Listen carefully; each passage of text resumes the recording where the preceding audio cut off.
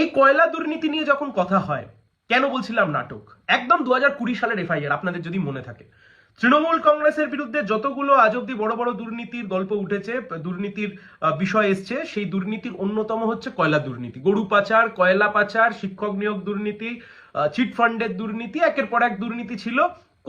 কয়লা পাচারের দুর্নীতি, কয়লা পাচারের দুর্নীতিতে এই মুহূর্তে অন্যতম অভিযুক্ত ব্যক্তি, তার নাম হচ্ছে বিনয় মিশ্র।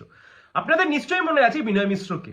এই বিনয় মিশ্র হচ্ছে তৃণমূল কংগ্রেসের রাজ্য যুব সাধারণ সম্পাদক গোছের কিছু একটা ছিলেন, যিনি অভিষেক ব্যানার্জির খুব খুব মানে একদম রাইট হ্যান্ড গোছের যাকে বলা হয়।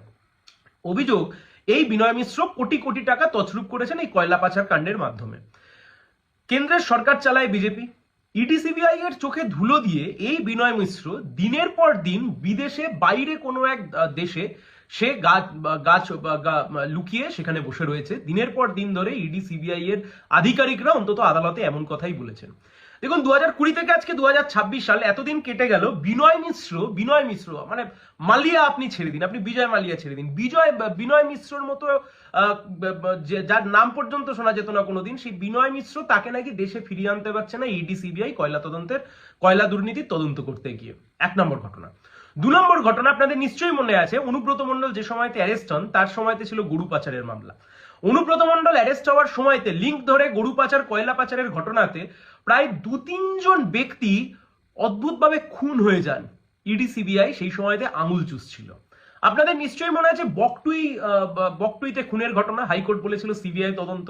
অন্যতম অভিযুক্ত, তাকে মৃত অবস্থায় পাওয়া গেল সিবিআই কাস্টাডির মধ্যে। আজ থেকে কিছুদিন আগে শেখ শাহজাহানের বিরুদ্ধে যে মামলা চলছে, সেই মামলায় সাক্ষী দিতে যাওয়ার সময় সাক্ষীর পরিবারের একজন রাস্তায় নেমে খুন হয়ে গেল। পশ্চিমবাংলার বুকে তৃণমূল কংগ্রেসের মাথারা যে দুর্নীতি করেছে, কলকাতা হাইকোর্টের একের পর এক বিচারপতি এই মামলার যখন শুনানি করেছেন, আপনাদের প্রত্যেকের মনে আছে সেই মামলাতে একটি সময়তে জাস্টিস অমৃতা সিনহা তিনি বিস্ময় প্রকাশ করে বলেছিলেন যে অভিষেক বন্দ্যোপাধ্যায়ের মাত্র অ্যাকাউন্ট, আর কে অভিষেক বন্দ্যোপাধ্যায়, তার পরিবারের নাম কেন লেখা নেই, তার ডিটেলস কেন লেখা নেই। এমন তদন্ত করেছে ইডি এবং সিবিআই যে অভিষেক বন্দ্যোপাধ্যায় কে, অভিষেক বন্দ্যোপাধ্যায় কোথাকার অভিষেক বন্দ্যোপাধ্যায়, কি তার পরিচয়, সেটুকু পর্যন্ত সেই দুর্নীতির মামলাতে আদালতের সামনে নিয়ে আসতে পারেননি। লিপস অ্যান্ড বাউন্স দুর্নীতি করেছে, লিপস অ্যান্ড বাউন্সের মধ্যে দুর্নীতির টাকা গেছে। এই অভিযোগ আজকের নয়, অভিযোগ বহু পুরানো অভিযোগ। কমরেড গৌতম দেব সেই সময়তে অভিযোগ করেছিলেন। 10 বছর ধরে ইডি আর সিবিআই বুড়ো আঙুল চুষছিল।